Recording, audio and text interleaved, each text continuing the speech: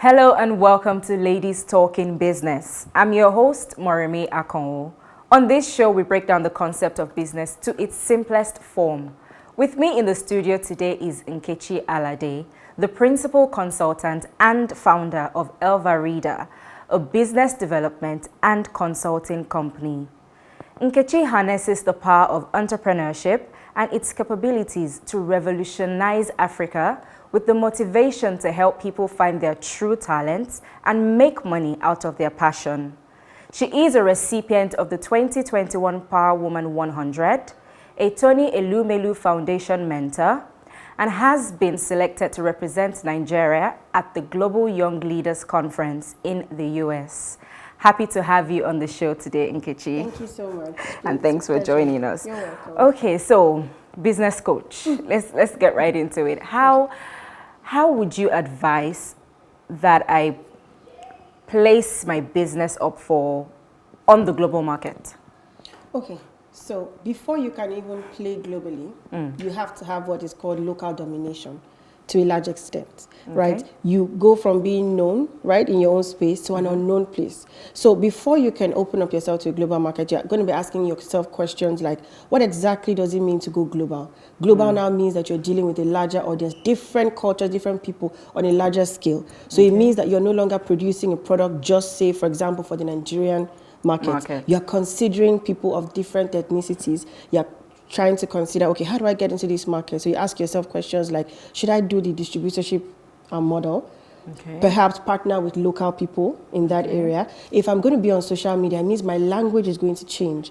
It means that I'm going to position my brand in such a way that it is global. So even though I am in Nigeria and existing from Africa, I should be able to speak to a global audience, right? It means that I'm going to ensure that my product is going to be usable there. So I'm not going to go to a global market and sell something that is not relevant there. So what that means is that research would play a very major role before you go global. Right, I've seen a lot of businesses make that mistake and think that, oh, I just want to market my business to everybody in the whole wide world. First of all, global does not mean everybody. Global still means that you're going to intentionally pick the market you want to get into because you have found that whatever you are producing, be it a product or a service, there is a need for that thing over there.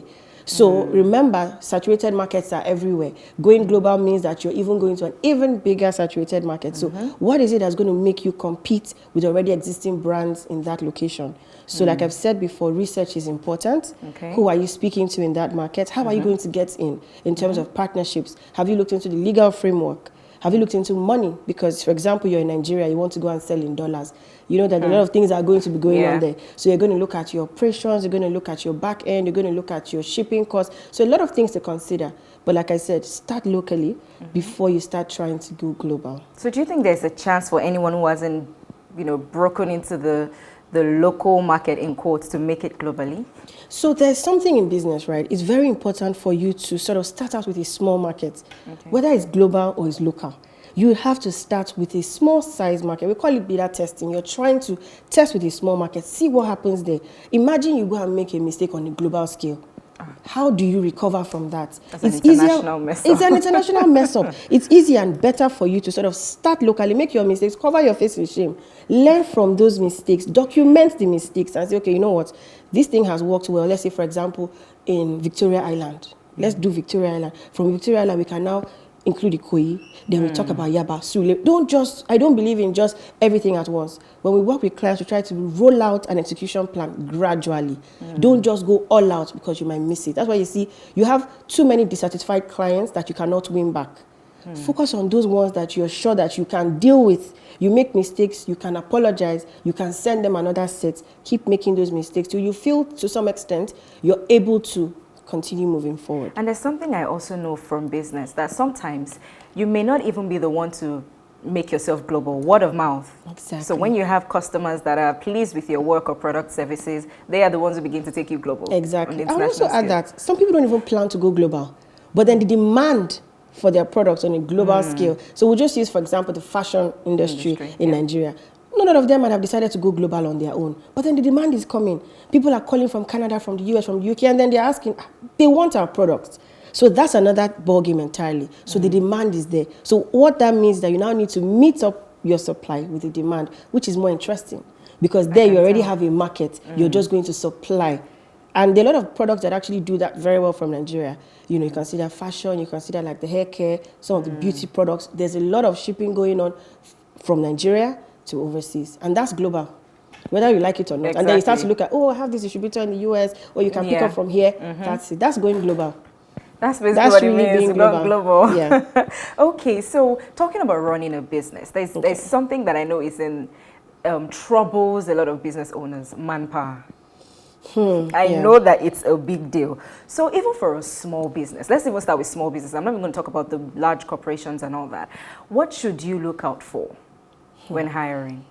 I like that question so much.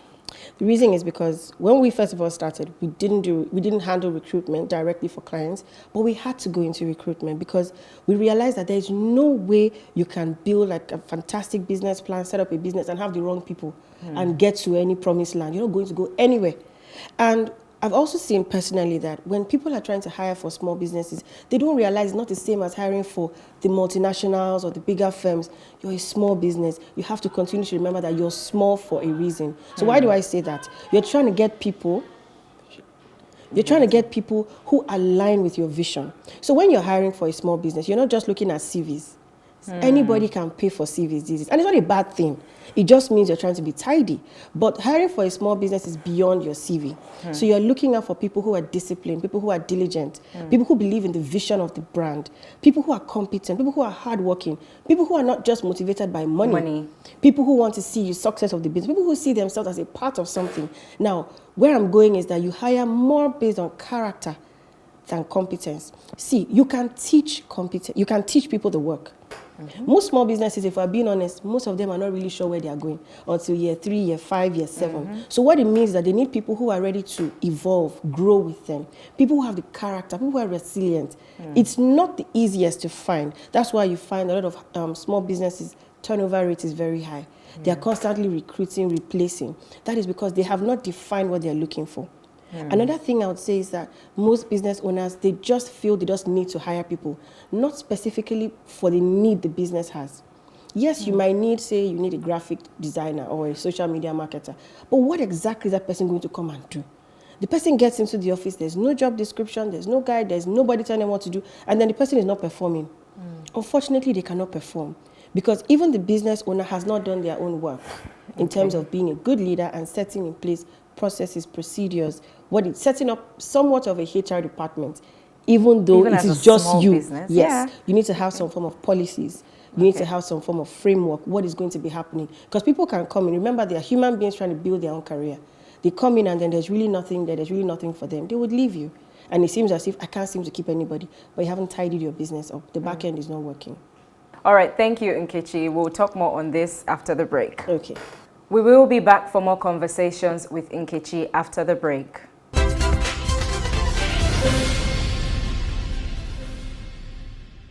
I'm still here with Nkechi Alade of Elvaridah, a business development and consultancy company. Okay, Nkechi, so we were talking about businesses, structure, hiring, and all of that. But there's something that I think is very, very crucial. I mean, there are a lot of partnership businesses in Nigeria, but there's something, I believe that a lot of people go into partnerships without really knowing the cons of it. So you may just look at it that, oh yeah, we'll share risks and share liabilities and all of that. But what should you look out for before choosing a partner for a business? Thank you so much for that question. A partnership in business is like choosing a life partner. It's like marriage. So whenever people say to me, I want to go into business with this person is my best friend, this person is my this, look, it's beyond friendship, it's beyond feelings. Partnership is long-term. You ask yourself questions. When the going gets rough, what are we going to do? So a few things I will put in place. So, I mean, we build a lot of partnerships for people. Some small businesses these days are coming together to merge because, I mean, economy is tough. People are trying to see, how do we keep afloat?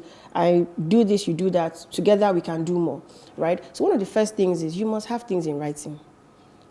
Have a contract. Bring in a legal person. What am I going to bring to the table? What are you bringing to the table? How are we going to share profits? You know, what are the do's and don'ts? If we're going to a third business deal with another person, another party, what do we do? So one of the first things you must do is have a contract. Secondly, you must be very sure that the person you're going to business with as a partner has a similar vision. Because if both of you do not have aligned vision, then I wonder what exactly that partnership is going to be about. Because you must be in sync. That's why I said it's like marriage, right? It's like both of you, even if you have your arguments in the bedroom, right, or on the back end, when you come to the forefront of the business, they must see unity. Right, people that you're working with. So in terms of recruitment, in terms of contractors, vendors, there must be some form of unison. Then in terms of exit, that's another very important thing. If one party wants to leave or somebody has to go, you know, for voluntarily or involuntarily, what is going to happen to the business? How do you share things? It's always interesting when things are sweet in the beginning. Yeah. But you see, when things get sour, if they do, if you haven't had that conversation in the beginning, there'll be a lot of problems. That's where you see that there's bad blood. Oh, I want to tear this company down into two. I brought my blood and sweat. So that's why from the beginning, when everybody's still happy and excited, let's talk about those things and document them and, you know, keep it somewhere that it is safe. When it comes to bank accounts, who is the signatory? How do we share profit? How do we do? So those very important conversations, partnerships are beyond how you feel. It's beyond, you know, this person is my best friend, this person is my husband. I even believe that even if it's husband and wife, things should be written you should down. write things down. Okay. Because when you go to CAC, they will tell you, put your names. They won't say we are a family. There's nothing like we are a family there. You put your name, you bring your ID card, everybody will sign. So the same approach should be used when you're going to a partnership. Okay, so now to my, I don't want to say my most important question, but it's a very important question. So how do you stand out in a saturated market? Okay, so a saturated market is an active market. So I think I really need to put that out there. And for a market to be active, you know what that means? It means the market is, something is happening, it's busy, right? It's working. So most markets these days are actually saturated, if we think about it. How many of them how many monopolies do we have, really, if you really want to think about it? So it's like saying, how do I survive in a marketplace, in the regular marketplace that we're in every day? Everybody is selling almost the same thing. Exactly. Yeah. And the answer I would give you is, I would say it's really by being able to find your differentiating factor. And what is your differentiating factor? It's you. There's no other way I can say this in any other language, but it's for you to be able to discover what it is about you that makes you stand out. So I'll give you, you know, simple examples. Say the 10 people that are into, they all bake different breads, or they all make, let's say they all bake different brands of bread. Why should I buy this particular brand as against that one? It might be your form of marketing, right, that is unique to a particular set of people that feel like, there's something about this brand that resonates with me. So your story, right, is going to influence the kind of marketing that you get into, which is going to tell me more about who you are as a brand. So your story is important. Your story is so important. Your business. The market is too busy. People are no longer making decisions just based on how much it costs, you know, who is using it and all of that. But what is it about you that connects with me? People buy emotionally and justify with logic. That's standard. So if I'm going to buy from you, there must be something that's connecting with me. If you go into a supermarket, for example, why do you choose a brand? What do you think makes you choose a brand? Not every time you see the price on it that makes you pick it up. Sometimes just familiarity. Yeah. I like the feel you get when you go to the supermarket because there are so many different brands, but something makes you pick a brand. You might not have thought about it. It might have just been their advert or popularity, or you've always used it, or you don't want to waste your money, or their packaging, or you were watching TV and the way they were dancing, or the song just stuck in your head. Something just makes you pick a brand. So you want to be very, very strategic about knowing what thing you want to make people to pick your brand. Everybody can never be your customer. Standard. So, and as saturated as the market is, there's always space for everybody. Why? That's because everybody in the marketplace has a different kind of need. So you have to be clear on whose need you're satisfying and how you're satisfying that need. So I would say find your differentiating factor and make sure you model your business around it. Another thing I would say is your customer service is super important when you're trying to differentiate yourself in a saturated market. I wish we could even delve into customer service, but if we try it, we won't live here in terms of customer service in the Nigerian market and everything. It's something else. But talking about customers, I was going through your social media page the other day and I saw something interesting, and I'm going to have to make you talk about it. You were talking about customer comfort zone. Okay. Tell us more about it. Okay, so customer comfort zone is really where you just find that business owners are just comfortable. They are not moving away from there, sort of get new clients. They're so chilled. They're so relaxed. So what usually happens is that, you know when they say your comfort zone, nothing grows there, but you're just very easy being there. It feels comfortable. You don't want to sort of get yourself stressed. And that's what kills a lot of businesses. So who are the people who make up that family, friends, those people that they've been your clients for years and years. You see, family and friends, they sort of form the foundation of most businesses. You start out with family and friends, and they start to grow branches. They refer their friends, who refer their friends. But if you're not, aggressive about bringing in sales, about lead generation, about networking, meeting new people, you remain in your comfort zone. And that's why you see some businesses, they are not growing. They are making sales, don't get me wrong, but they are not growing. But they don't realize that they are not growing. But it seems as if nothing is working. Your friends and family will only buy from you for so long. And people love it when businesses thrive. I'm sure you get excited when you go through a page and you feel like they're doing well. Something is happening, they're busy, they're telling you about their achievements. You want to keep buying from those people because it seems as if something is working. But when you're in your comfort zone and you don't push yourself out of that place, you will continue to send WhatsApp messages to your family and friends every day. Oh, come and buy from me. So you need to tell look your outside friends. You need to look outside of that, your comfort zone. Do something different. Move out. Go for a seminar, go and share your cards to people, talk to people about what you do. You realize a lot of people are actually scared to do these things because they don't want to get the word no. No is amazing. It's good to hear no because no takes you to your next yes. If you're not getting no's, then how do you get yes? It's easy for your family or friend to buy from you. What about that stranger down the road? It makes you even question the value you're actually giving to the marketplace. I mean, my next question was going to be the role family and friends play in running a business. So, but we've just, spoken about it. So at what point do you think it's safe to step out of your comfort zone? Yeah. As soon as you can, right? So I would say family and friends are a good way to start a business in the sense that they would give you some form of soft landing. They'll give you some form of capital to run the business in terms of their buying from you. Most time people can get loans. Most of the bootstrapping comes from family and friends in the beginning. But once you feel like you've built some form of feedback, oh, this has worked for me, I like this, I didn't, because they'll give you feedback more often than not. Please move away from there. Move away from there. But tidy your business up. Get the feedback, fix the problems before you branch out. Family and friends, they can still contain things. Your family and friend, you can say you're a tailor, you can keep their clothes for 3 months. They'll just be telling you now what for you. But you have to make sure that you're disciplined to deal with outsiders. You can't be taking people for granted, people's money for granted. They are not your family, not your friends. They don't know you. They just reached out to you to do business with you. You'll find that you become more, you're more serious. You want to make sure that you deliver because you don't want anybody to go on social media and call you out. Yeah, I agree. Exactly. Agree. So we will go on a short break. Please stay with us.